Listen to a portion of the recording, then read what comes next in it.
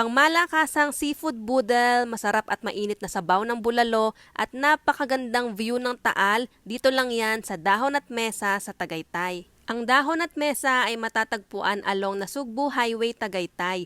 Open sila everyday, pag Monday 10 a.m. to 9 p.m. at pag Tuesday to Sunday naman 6 a.m. to 9 p.m. Malawak yung parking space nila pero take note na kapag weekends marami talagang tao dito. So pahirapan sa parking at matagal kayo maghihintay bago kayo mabigyan ng table. So I suggest pumunta kayo ng maaga at magbaon kayo ng maraming pasensya. Sa kabilang side meron silang mga ganito na mga kubo. Ang ganda nga sana dito, ang aesthetic, ganyan. Pero ang daming ang tao so hindi na kami nakapili kung saan kami pupwesto. Ang nabigay sa amin na bakanting table ay yung nandito sa kabilang side which is okay lang din naman. At syempre, meron sila ditong napakagandang view ng Taal.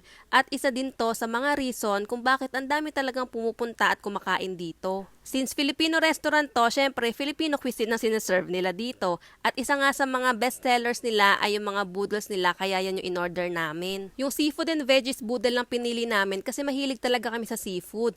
2,850 pesos yan, good for 5 persons. Meron dyan garlic buttered shrimp, inihaw na puset, fried tilapia, fried bangus, grilled tuna pa nga, fried tawilis, tahong, steamed okra at kangkong at itlog na pula na may kamatis. Nag-order din kami ng bulalo at extra platter rice dahil for sure bitin sa amin yung boodle kasi 8 kaming lahat niyan. Tsaka syempre kapag nasa Tagaytay ka, required na bulalo ang orderin mo. Charot.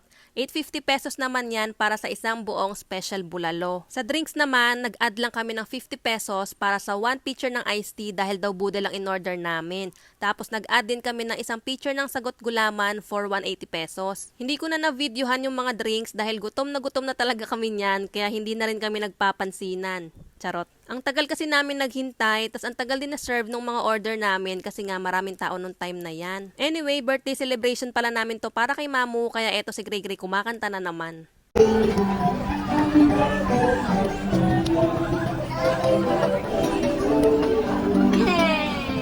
Para sa dessert, nag-order kami ng suman at tsokolate, 245 yung set na yan, tapos tatlo yung in-order namin. Yung pagkasuman niya, parang puto bongbong gano'n, na merong lang leche flan sa gitna. Masarap siyang isawsaw dun sa kapares niya na tsokolate, pero masarap din naman siyang kainin as is. Medyo nakakabitin lang kasi 4 lang na maliliit na suman yung nasa isang set. Parang mas mabubusog ka dun sa tsokolate. At in fairness, ang sarap naman ng tsokolate. Tingnan nyo naman maski si Gregory nagustuhan at sinisimot pa nga niya. Overall, masarap naman yung food nila. Ang sarap tumambay at kumain, magpicture sa view ng Taal. Though masasabi ko na medyo pricey dito and more on for sharing yung mga food.